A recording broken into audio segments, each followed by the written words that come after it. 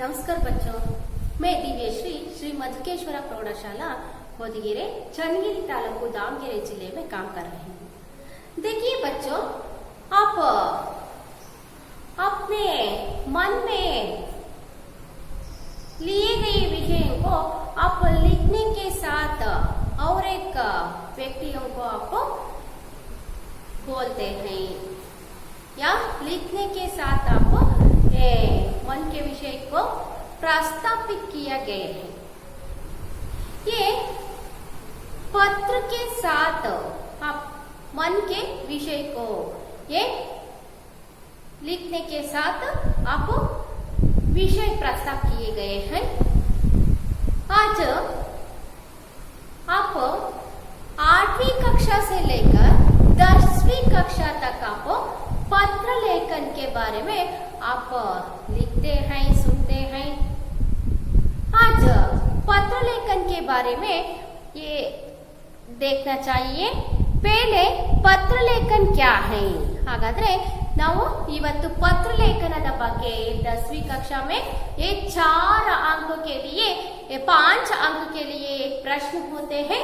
पत्र लिखिए, अपने पिताजी के लिए पत्र लिखिए या ये 2 दिन छुट्टी मांगते हुए प्रधान अध्यापक के नाम पर एक पत्र लिखिए प्रश्न आते हैं। ಒಂದು ಪ್ರಶ್ನೆ ನಿಮಗೆ ಯಾವಾಗಲೂ ಇದ್ದೇ ಇರುತ್ತೆ, ಏನು ಪತ್ರ ಲೇಖನದಲ್ಲಿ ಅದು ಎಷ್ಟು 5 ಅಂಕಗಳಿಗೆ ಸಂಬಂಧಿಸಿದಂತೆ। ಹಾಗಾದ್ರೆ ಇವತ್ತು ನಾವು ಪತ್ರ ಲೇಖನದ ಬಗ್ಗೆ ನಾವು ಇವತ್ತು ಕ್ಲಾಸ್ ಅಲ್ಲಿ ನಾವು ನೋಡಬಹುದಾಗಿದೆ। देखिए पत्र लेखन क्या है? पत्र हृदय की कुंजी है। यह कुंजी मन के भाव और विचार खोलते हैं ಅಲ್ವಾ। ಏನು ಪತ್ರ ಲೇಖನ ಅಂದ್ರೆ ನಮ್ಮ ಮನಸ್ಸಿನಲ್ಲಿ ಇರ್ತಕ್ಕಂತ ಒಂದು ವಿಷಯವನ್ನ ತಿಳಿಸೋದು, ವಿಷಯವನ್ನ ಹೊರ ಹಾಕೋದು, ಅರ್ಥ ಆಯ್ತಾ? ಪತ್ರದ ಮೂಲಕ ಲಿಖನೆಗೆ ಸಾಥ ಬರೆಯುವುದರ ಮೂಲಕ ನಾವು ನಮ್ಮ ಮನಸ್ಸಿನಲ್ಲಿ ಅಂತರಾಳದಲ್ಲಿ ಇರ್ತಕ್ಕಂತ ವಿಷಯವನ್ನ ನಾವೇನ್ ಮಾಡ್ತೀವಿ, ಹೊರ ಹಾಕ್ತಿವಿ। इसके पत्र लेखन में ये 3 विध प्रकार होते हैं। एक पहले सामाजिक, ये पहले प्रकार पत्र लेखन के प्रकार, ये पहले सामाजिक पत्र, दूसरे क्या है व्यवसायिक पत्र, व्यवसायिक,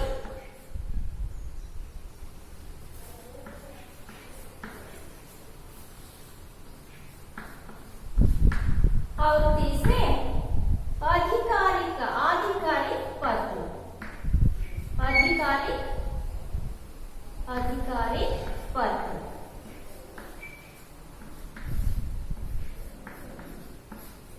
देखिए इसमें एक सगे संबंधियों के, मित्रों के, अपने और पराये को लिखते हैं।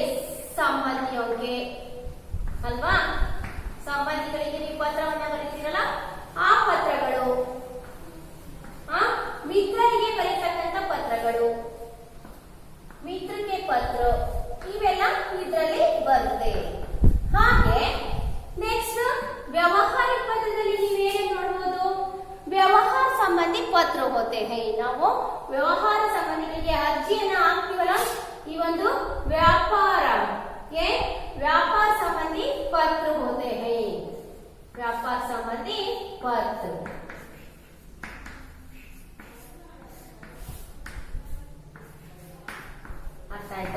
नेक्स्ट तीसरे में ये सरकारी अफसरों या अधिकारियों, स्कूल और कॉलेज के प्रधान अध्यापकों का लिखने के लिए पत्र। ಇಲ್ಲಿ ನಾವು ಬರೆತಕ್ಕಂತ ಚುಟ್ಟಿ ಪತ್ರ ಇರಬಹುದು ಅಥವಾ पिताजी के लिए पत्र ಬರಲ್ಲ, ಇಲ್ಲಿ ಆಫೀಸರ್ಗಳಿಗೆ, ಗ್ರಂಥಾಲಯಗಳಿಗೆ ಬರೆತಕ್ಕಂತ ಪತ್ರ ಇರಬಹುದು, ಅಥವಾ टीसी मांगते हुए प्रधान अध्यापक के नाम पत्र लिखिए ना प्रश्न के आंसर इरಬಹುದು। ये सभी एक आधिकारिक पत्र में आते हैं। सरकारी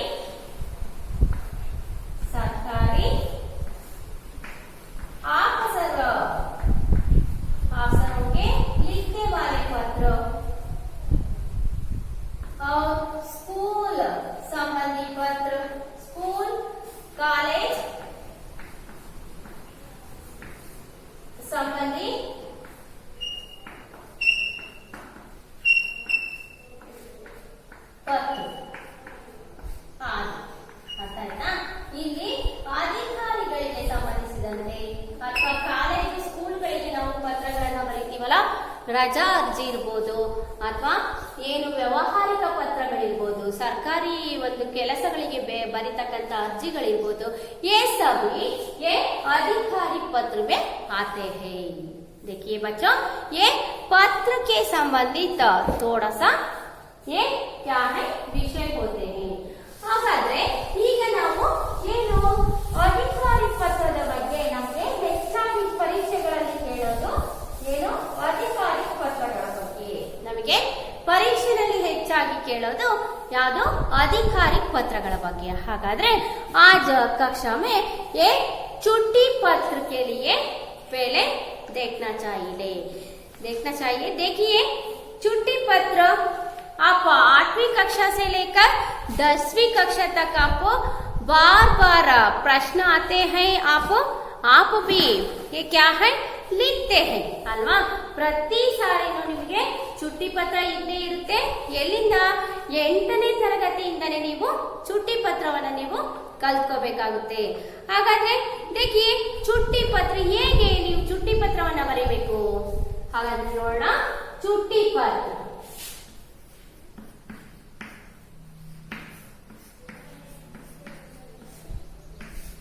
ಚುಟ್ಟಿ ಪತ್ರವನ್ನ ನೋಡೋಣ। ಹಾಗಾದ್ರೆ देखिए निಮಗೆ ಪ್ರಶ್ನೆ ಏನಿರುತ್ತೆ, ये अपने बुखार के कारण या 2 दिन छुट्टी मांगते हुए अपने प्रधान अध्यापक के नाम पर ये छुट्टी पत्र लिखिए।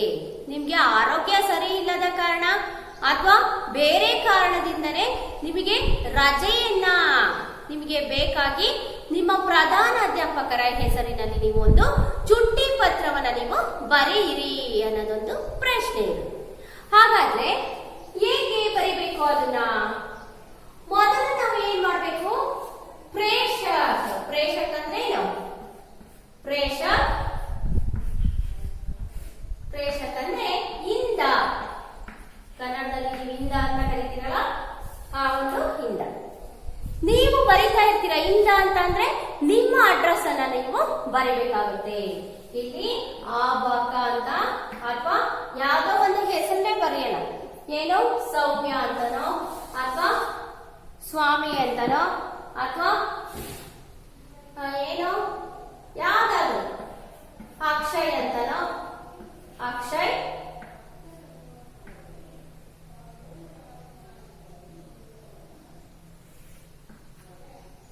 एक 10वीं कक्षा अक्षर PS, 10वीं कक्षा देन उसके साथ ये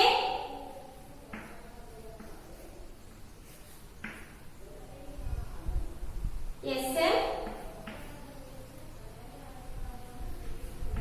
HS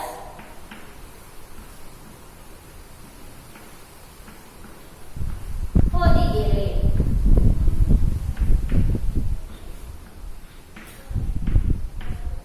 ಇದು ನಿಮ್ಮ ಒಂದು ಅಡ್ರೆಸ್ ಇದು ಆಗಿರುತ್ತೆ। ಹಿಂದಾಗೆ ನೀವು ಇಷ್ಟನ್ನ ಬರಿಬೇಕಾಗುತ್ತೆ।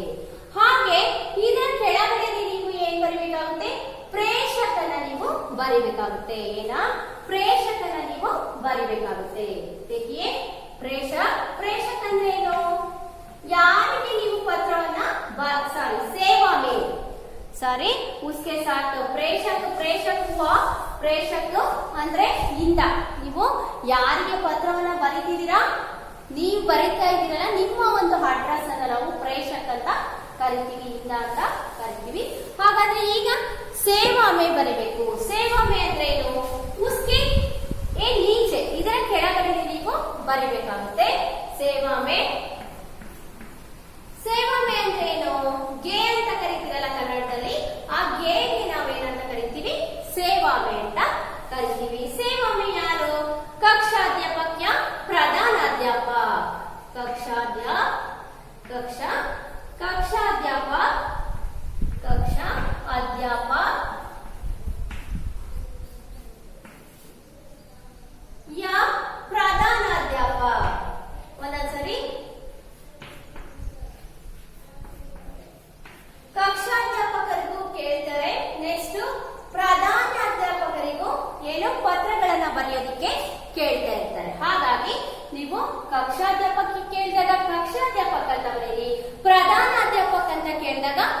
ಪ್ರಧಾನ ಅಧ್ಯಾಪಕರಿಗೆ ನೀವು ಬರಿಬೇಕಾಗುತ್ತೆ.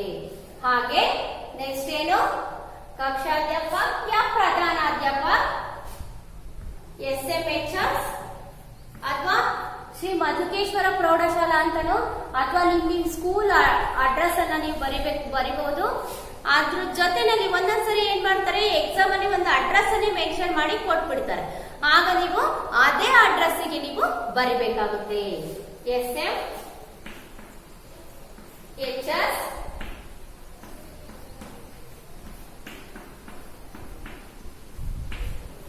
ಹೊದಿಗೆರೆ.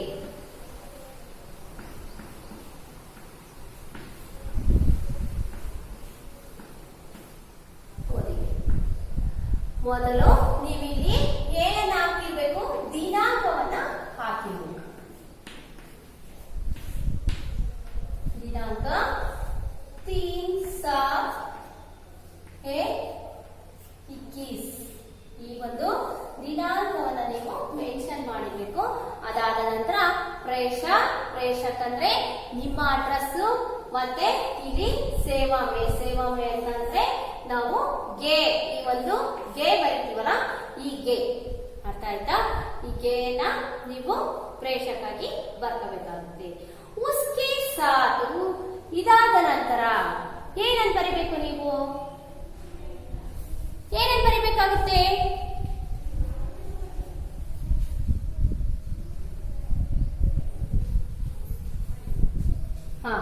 ಇದಾದ ನಂತರ ನೀವು ವಿಷಯವನ್ನ ನೀವು ಬರಿಬೇಕಾಗುತ್ತೆ. ವಿಷಯ ಏನು ನೋಡಿ, ಇಲ್ಲಿ ಇದಾಯ್ತಲ್ಲ, ಇದಾದ ತಕ್ಷಣ ನೀವಿಲ್ಲಿ ವಿಷಯವನ್ನ ಬರಿಬೇಕು. ಏನು ವಿಷಯ? ಹಾಗಾದ್ರೆ ಸಂಬೋಧನೆಯನ್ನ ಮಾಡ್ಬೇಕು. ಮೊದಲು ಸಂಬೋಧನೆಯನ್ನ ಮಾಡ್ಬೇಕು. ಏನು ಸಂಬೋಧನೆ? ಇದಾಯ್ತಲ್ಲ, ಇದ್ರ ಬಾಡ ಏನಾಗಾದ್ರೆ ಸಂಬೋಧನೆಯನ್ನ ನೀವು ಮಾಡಬೇಕಾಗುತ್ತೆ. ಸಂಬೋಧನೆ ಏನ್ ಮಾಡ್ಬೇಕು? ಆದರಣೀಯ ಮಹೋದಯ, ನಿಮ್ಮ ಬುಕ್ಕಲ್ಲೇ ಇದಾವೆ ಏನನ್ನ ಸಂಬೋಧನೆಯನ್ನ ಮಾಡಬೇಕು ಅನ್ನೋದು ಸಹ ನಿಮ್ಮ ಪುಸ್ತಕದಲ್ಲಿ ಇದೆ, ಗೊತ್ತಿದೆಯಲ್ವಾ? देखिए पत्र लेखन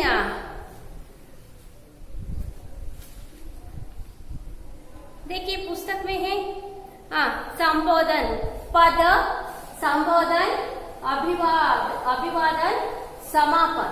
अंद्रे बड़े तथा गुरुजनों के लिए श्रद्धेय, माननीय, मान्यवर, आदरणीय, पूज्य, पूजनीय, नेक्स्ट पूज्य पद, पूज्य चरण, ये सभी संबोधन के लिए आप कोई भी एक पद को लिख लीजिए। ಯಾವುದಾದ್ರೂ ನೀವು ಸಂಬೋಧನೆಗೆ ಯಾವುದಾದ್ರೂ ಪದವನ್ನ ಇದರಲ್ಲಿ ಇರ್ತಕ್ಕಂಥ ಯಾವುದಾದ್ರೂ ಪದವನ್ನು ನೀವು ಬರಿಬಹುದು. ಯಾವುದಕ್ಕೆ? ದೊಡ್ಡವರಿಗೆ ಮತ್ತೆ ಗುರುಗಳಿಗೆ, ಗುರು ಜನರಿಗೆ ಏನು ಈ ಒಂದು ಪದಗಳನ್ನ ಯೂಸ್ ಮಾಡಬಹುದು.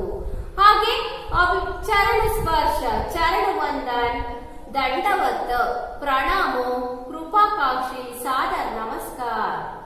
ಈ ಒಂದು ಅಭಿವಾದನಲ್ಲಿ ನೀವು ಚರಣ ಸ್ಪರ್ಶ, ಚರಣ ವಂದನ ಅಲ್ವಾ, ಪ್ರಣಾಮ, ಕೃಪಾಕಾಕ್ಷಿ, ಸಾದರ ನಮಸ್ಕಾರ ಅಂತ ಬಳಸಿ. ನೆಕ್ಸ್ಟ್ ಸಮಾಪನ ಅಂದ್ರೆ ಕೊನೆಯಲ್ಲಿ ನೀವು ಮೆನ್ಷನ್ ಮಾಡ್ತಿರಲ್ಲ, आपका आज्ञाकारी छात्र, स्नेह भाजन, चरण सेवक, विनीत, ये सभी आपको लिख लीजिए. बराबर वाले के लिए ಪ್ರಿಯವ ಅಂದ್ರೆ ನಿಮ್ಮ ಸಮಾನರಿಗೆ ನೀವು ಏನೆಲ್ಲ ಸಂಬೋಧನೆಯನ್ನ ಮಾಡಬಹುದು. ಪ್ರಿಯವರ್, ಪ್ರಿಯ ಭಾಯಿ, ಪ್ರಿಯ ಮಿತ್, ಬಂಧುವರ್, ನಿಮ್ಮ ಒಂದು ಸಮಾನರಿಗೆ ನೀವು ಇದನ್ನ ಮೆನ್ಷನ್ ಮಾಡಬೇಕು. ಹಾಗೆ ಅಭಿವಾದನೆ ಏನಿದೆ? ಸಪ್ರೇಮ್, ನಮಸ್ತೆ, ನಮಸ್ಕಾರ. ಹಾಗೆ समापन ಏನಿದೆ? तुम्हारा मित्र, स्नेही, तुम्हारी ही, तुम्हारा सदैव, ये आपको लिख लीजिए. ಹಾಗೆ ಪರಿಚಿತों के लिए ಯಾರು ಬಂಧು ಬಾಂಧವರು ಪರಿಚಿತರಿರ್ತಾರಲ್ಲ ಅವರಿಗೆ ಏನ್ ಲೆಟರ್ ಬರಿಬೇಕಾದ್ರೆ ಏನನ್ನ ಸಂಬೋಧನೆ ಮಾಡಬಹುದು ಅಂದ್ರೆ ಪ್ರಿಯ ಬಂಧು, ಬಂಧುವರ್, ಮತ್ತೆ ಶ್ರೀ ಪ್ರಿಯ ಶರ್ಮಾಜಿ ಅವರ ಹೆಸರು ಮೂಲಕನೇ ನೀವು ಜಿ ಅಂತ ಸೇರಿಸಬಹುದು. ಗುಪ್ತ ಜಿ, ಶರ್ಮಾ ಜಿ, ವರ್ಮಾ ಜಿ ಹೀಗೆ ನೀವು ಸೇರಿಸಬಹುದು. ನಮಸ್ತೆ, ನಮಸ್ಕಾರ ಅಲ್ವಾ. ನೆಕ್ಸ್ಟ್ ಕೊನೆಗೆ ಸಮಾಪ್ತಿ ಹೇಗೆ? ಭಾವಾದಿಯ, ಭಾವಾದಿಯ, ಅಕ್ಕ, ಆಪ್ಕಿ, ಆಪ್ಕ पुल्लिंग रूप, आपकी स्त्रीलिंग रूप. नेक्स्ट अपरिचितों को, अपरिचितों के लिए ಅಂದ್ರೆ ಪರಿಚಯನೇ ಇರೋದಿಲ್ಲ ಅವರಿಗೆ ಹೇಗೆ?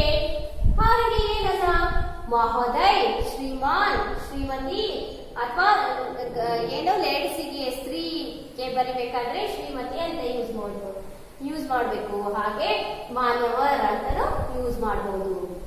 ನಮಸ್ತೆ, ಜೈ ಹಿಂದ್ ಅಲ್ವಾ.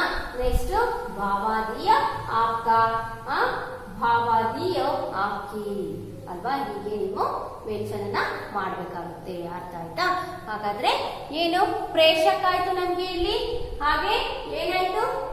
ಪ್ರೇಷಕ ಮತ್ತೆ ಸೇವಾಮೆ ಎರಡನ್ನ ನೀವು ನೋಡಿದ್ರಿ. ಈಗ ಏನನ್ನ ನಾವು ಮಾಡಬೇಕು?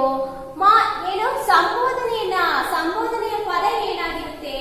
ಆದರಣೀಯ ಮಹೋದಯ. ಯಾಕೆಂದ್ರೆ ಗುರುಗಳಿಗೆ ನೀವು ಬರೀತಿರೋದ್ರಿಂದ ಆದರಣೀಯ ಮಹೋದಯ ಅಂತ ನೀವು ಪ್ರಾರಂಭ ಮಾಡಬೇಕಾಗುತ್ತೆ. ಆದರಣೀಯ ಮಹೋದಯ ಅಲ್ವಾ. ಆದರಣೀಯ ಮಹೋದಯ. ಅದಾದ್ಮೇಲೆ ಏನು? ವಿಷಯ. ವಿಷಯ ಏನ್? ವಿಷಯ ಏನಿದೆ? ವಿಷಯ ಏನ್ ನಿಮಗೆ ಬೇಕಾಗಿರೋದು? ವಿಷಯ ಅಲ್ವಾ. छुट्टी 3 दिन की छुट्टी की प्रार्थना हेतु. ಎಷ್ಟು ದಿನ? 3 ದಿನ ಹೇಳಿದ್ರೆ 3 ದಿನ, 2 ದಿನ ಹೇಳಿದ್ರೆ 2 ದಿನ ನೀವು ಕೊಡ್ಬೇಕಾಗುತ್ತೆ. 2 ದಿನನ ನೀವು ಬರೀಬೇಕಾಗುತ್ತೆ. ये 3 दिन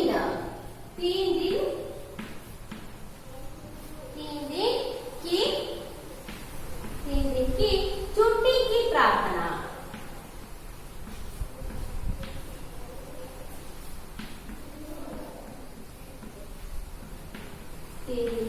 छुट्टी की प्रार्थना हेतु ಅಲ್ವಾ.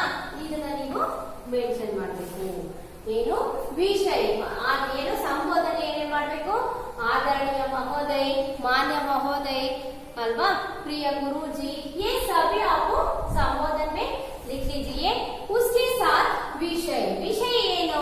3 दिन की छुट्टी की प्रार्थना हेतु. ಏನು? 3 ದಿನಗಳ ಒಂದು ಪ್ರಾರ್ಥನೆಯ 3 ದಿನಗಳ ರಜೆಗಾಗಿ ನಿಮ್ಮಲ್ಲಿ ಪ್ರಾರ್ಥನೆಯನ್ನ ಮಾಡ್ಕೊಳ್ತಾ ಇದ್ದೀನಿ.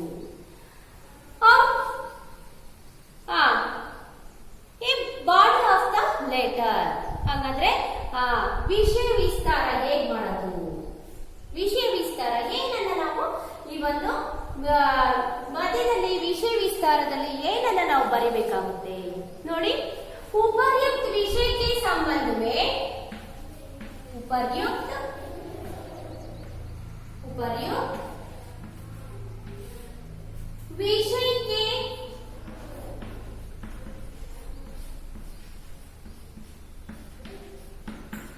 विषय के संबंध में आपसे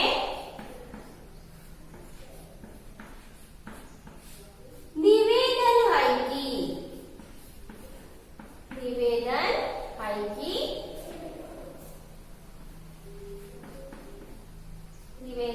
कि दिनांक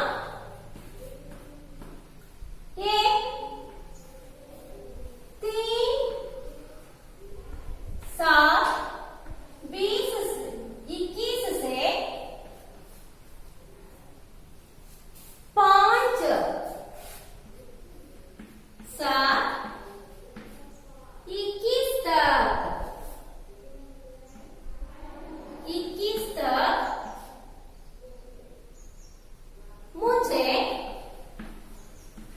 मुझे अपने भाई की शादी में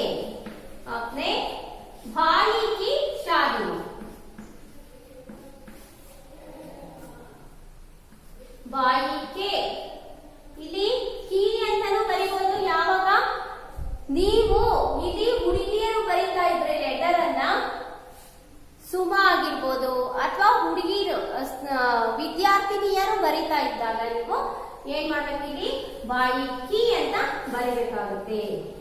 बाई की शादी में भाग लेने के लिए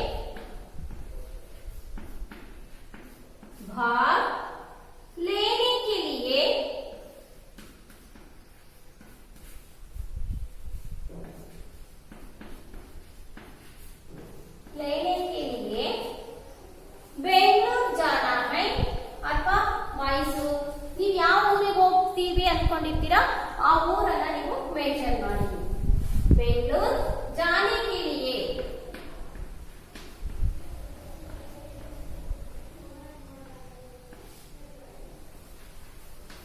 बेंगलुरु जाना है इसलिए बेंगलुरु जाना है इसलिए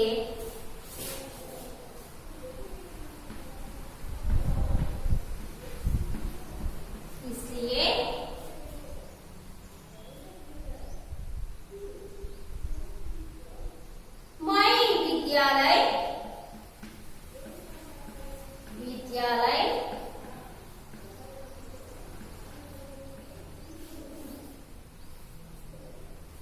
नहीं आ सकता नहीं आसक्ति ಹುಡುಗಿ ಬರೆಯುತ್ತಿದ್ರೆ ಆಸಕ್ತಿ ಸ್ತ್ರೀಲಿಂಗ ಆ ಸಕ್ತ ಇಲ್ಲ ಅಕ್ಷಯ ಬರೀತಾ ಇರೋದ್ರಿಂದ ಆಸಕ್ತ नहीं आ सकता अतः आपसे निवेदन प्रार्थना करती हूँ अथवा निवेदन ಎರಡು ಬರುತ್ತೆ प्रार्थना करती हूँ कि करता ಹುಡುಗಿರಾದ್ರೆ करती करता हूँ कि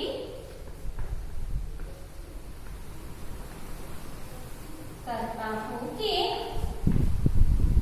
इन 3 दिन इन 3 दिन इन 3 दिन इन 3 दिनों को दिनों की छुट्टी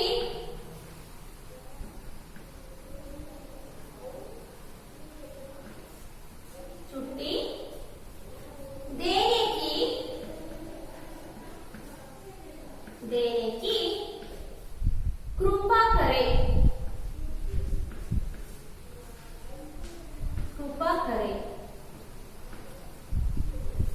अर्थ आಯ್ತಾ ಇದು ಬಾಡಿ ಆಫ್ ದ ಲೆಟರ್ उसके साथ धन्यवाद के सहित धन्यवाद के सहित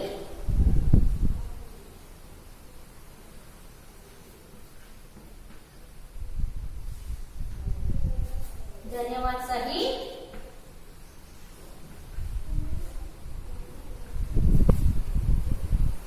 नेक्स्ट ಈ ಕಡೆ ಏನು आपके आज्ञाकारी छात्र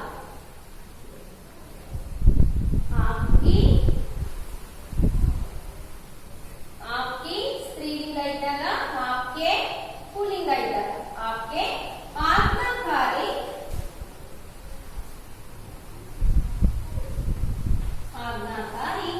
छात्र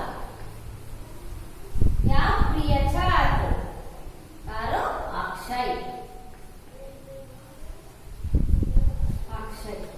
PS ಅಲ್ವಾ ಇದು ನೀವು ಬರಿಬೇಕಾಗಿರೋದು. ನೆಕ್ಸ್ಟ್ ಕೆಳಗಡೆ ಏನ್ ಬರಿಬೇಕು ನೀವು ಅಭಿಭಾವಕ್ಕೆ ಹಸ್ತಾಕ್ಷರನ ಬರಿಬೇಕಾಗುತ್ತೆ. ಅಭಿಭಾವಕ್ ಅಂದ್ರೆ ಪೇರೆಂಟ್ಸ್ ಅಭಿಭಾವಕ್ಕೆ ಹಸ್ತಾಕ್ಷರ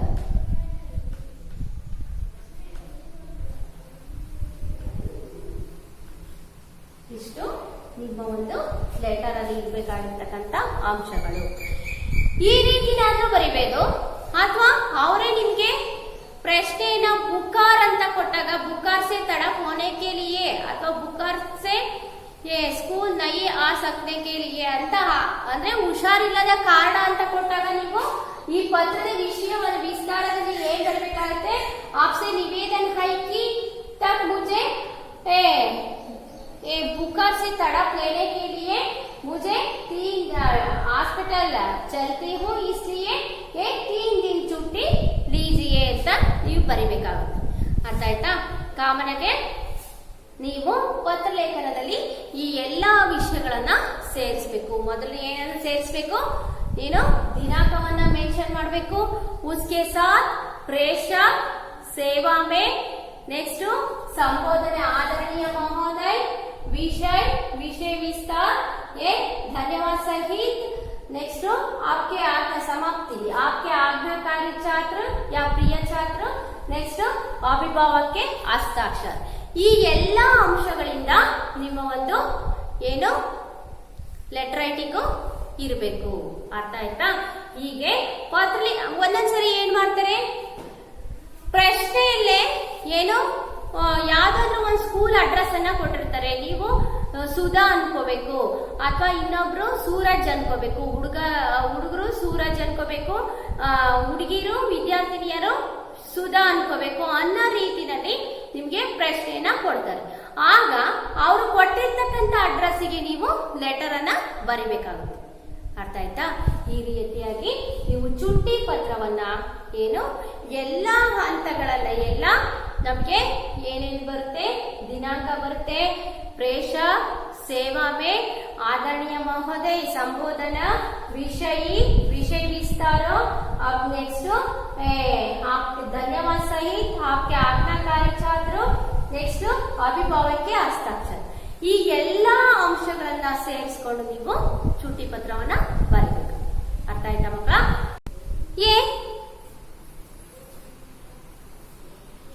छुट्टी पत्र के लिए ऐसे आप लिख लीजिए.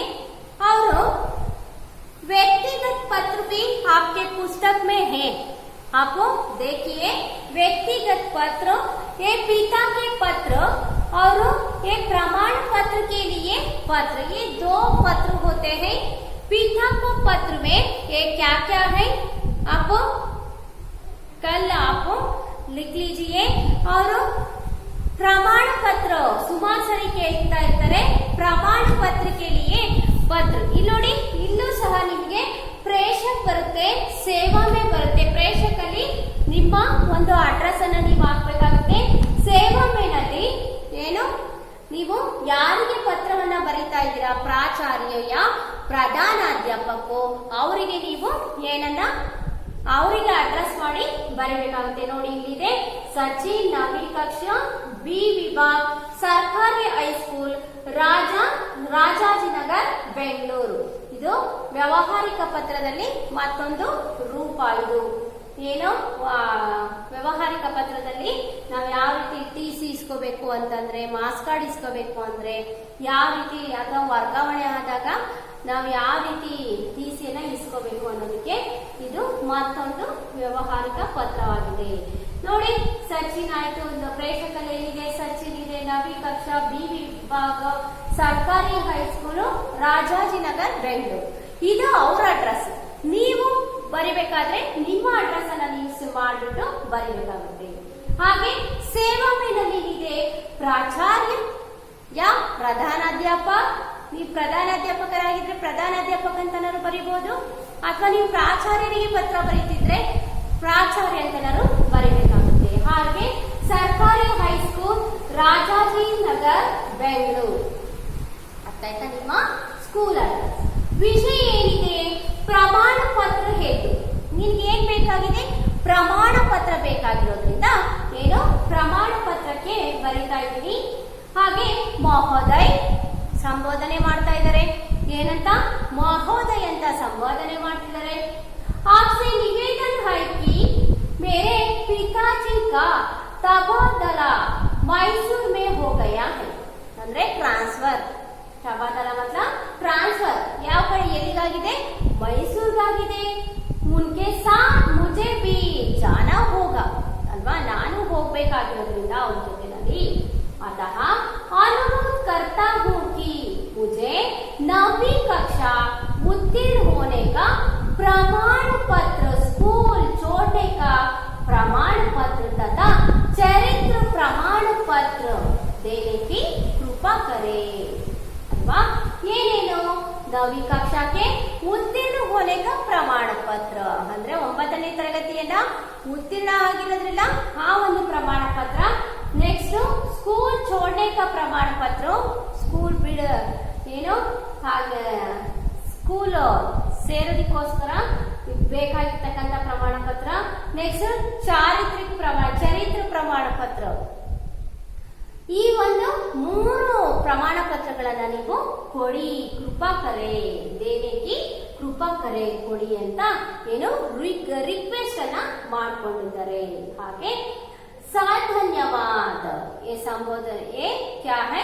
साथ धन्यवाद सहित आपका आज्ञाकारी छात्र, ये समाप्ति के लिए आपका आज्ञाकारी छात्र को ये लिखते हैं सचिन. ಇದು ವ್ಯಾವಹಾರಿಕ ಪತ್ರದ ಮತ್ತೊಂದು ರೂಪ. ನೀವು ಚುಟ್ಟಿ ಪತ್ರವನ್ನು ಈ ವ್ಯಾವಹಾರಿಕ ಪತ್ರದಲ್ಲಿ ನೋಡಬಹುದು. ಹಾಗೆ ಈ ಪ್ರಮಾಣ ಪತ್ರದ ಬಗ್ಗೆಯೂ ಸುಮಾರು ಸರಿ ನಿಮಗೆ ಕ್ವಶನ್ಸ್ ರೈಸ್ ಆಗ್ತಾ ಇರುತ್ತೆ. ಇದನ್ನು ಸಹ ಇವೆರಡನ್ನು ನೀವು ನಾಳೆ ಹೋಮ್ವರ್ಕ್ಗೆ ಮಾಡ್ಕೊಂಡ್ ಬರ್ಬೇಕು. ಅರ್ಥ ಆಯ್ತಾ ಮಕ್ಕಳ? ಅರ್ಥ ಆಯ್ತಾ ಚುಟ್ಟಿ ಪತ್ರ? ಚುಟ್ಟಿ ಪತ್ರನು ಯಾವ ರೀತಿ ಪ್ರಮಾಣ ಪತ್ರ ಈ ಬುಕ್ ಅಲ್ಲಿ ಇದೆಯಲ್ಲ ಅದೇ ರೀತಿನೇ. ಆದ್ರೆ ವಿಷಯ ವಿಸ್ತಾರ ಏನಾಗುತ್ತೆ, ನಿಮಗೆ ವಿಷಯ ವಿಸ್ತಾರ ಸ್ವಲ್ಪ ಬದಲಾವಣೆ ಆಗುತ್ತೆ. ಅಂದ್ರೆ ರಜೆಗಾಗಿ ಅರ್ಜಿ ಆಗಿರೋದ್ರಿಂದ ಬದಲಾವಣೆ ಆಗಿರುತ್ತೆ.